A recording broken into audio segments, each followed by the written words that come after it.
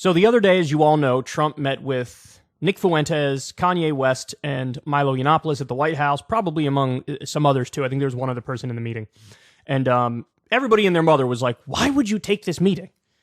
Milo has been proven to be a mask-off Nazi. There was that big BuzzFeed news report where he was partying with Richard Spencer, and they were saying fucking Nazi things, and may have even been doing the Hail Hitler thing. And so there's that guy. He was also just a massive troll, and he got deplatformed even from CPAC for basically saying like pro-pedophilia things, saying a relationship between a 13-year-old boy and a 20-something-year-old man can be a good thing. Then you have Nick Fuentes, who is one of the dumbest motherfuckers on the planet and openly a Nazi. I mean, I've played a bunch of clips for you guys, and there is no ambiguity about it. It's clear. And then you have Kanye West, who's in the midst of a bipolar breakdown, and he can't help but spew anti-Semitism every 12 seconds. So Trump took the meeting. Nobody knows why. And for a couple days there, Republicans didn't say anything. There was just radio silence across the board. Well, now, I guess, since they're coming back from break, they're getting asked direct questions by the media about it. And they're throwing the big man under the bus. Let's listen. In light of what you said, that there's no room in your party for anyone who harbors these anti-Semitic views, if Donald Trump wins the Republican nomination, would you support him? Look, let me just say again, there is simply no room in the Republican Party for anti-Semitism or white supremacy. That would apply to all of the leaders in the party who will be seeking offices.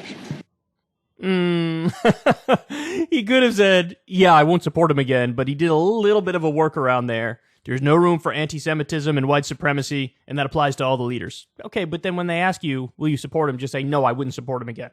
Okay. But, you know, half credit, he said it, or something close to it. Here we have Marco Rubio. Marco Rubio said, asked if he should condemn Nick Fuentes, Marco Rubio said, quote, I hope he will, because I know Trump is not an anti-Semite.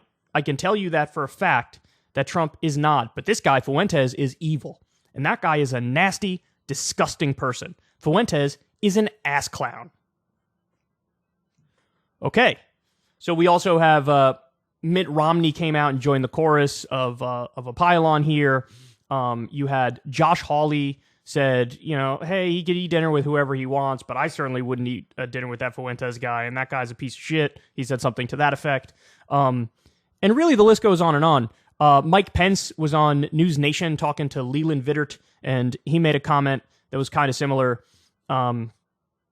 So, look, they're dunking on him. Now, here's an interesting conspiracy that I wanted to bring up to you guys, because this one seems like it might be legit. I'm curious what all you guys think.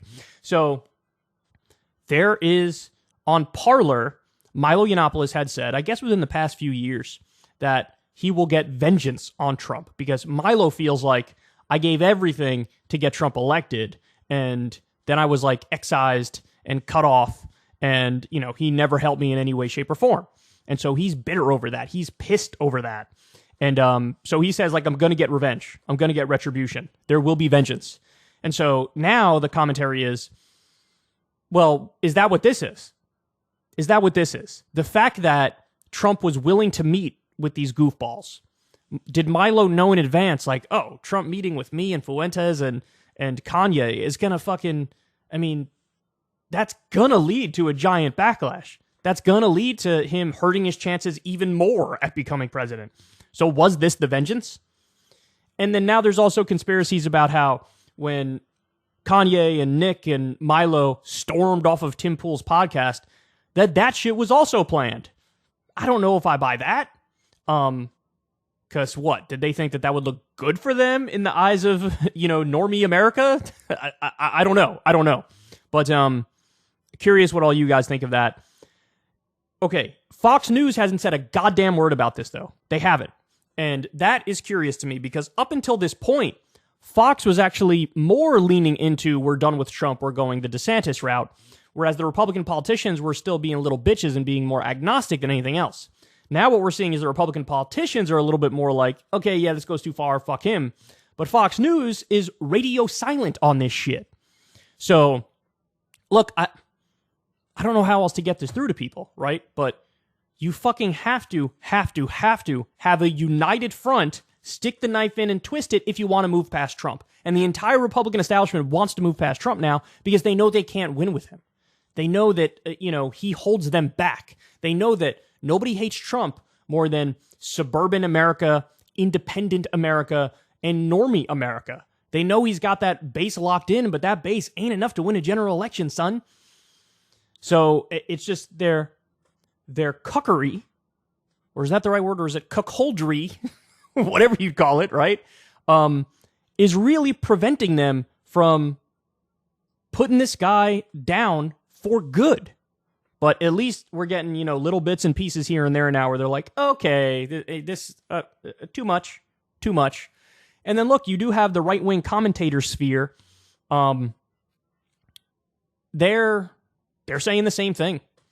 Ben Shapiro came out. We discussed this. Ben Shapiro came out and said, the way to avoid dining with an anti-Semite that you don't know is to not dine with the vile anti-Semite that you do know. So in other words, why would you even take a meeting with Kanye? Never mind Kanye and this other gaggle of charlatans and frauds and bigots. Even Steven Crowder has been critical of Kanye West and Nick Fuentes and Milo Yiannopoulos. But for him, it was more from the perspective of like, you guys hurt Trump by being in the White House with Trump. It wasn't really like a principled objection, like, hey, you guys are saying bigoted, racist, fucked up shit. It was more like, don't hurt Trump by, besmirching him with your presence effectively. But look, it's getting messy on the right, dog. It is getting messy on the right. And my response to that is yummy, yummy in my tummy. Ever since Adpocalypse, when YouTube defunded all independent news and politics overnight, we haven't trusted them. We know they can pull the rug out from underneath us at any time. If you enjoy this content, please consider tipping $1 or $2 per month on the Secular Talk Patreon. Link in the video description box below. Thanks for your support.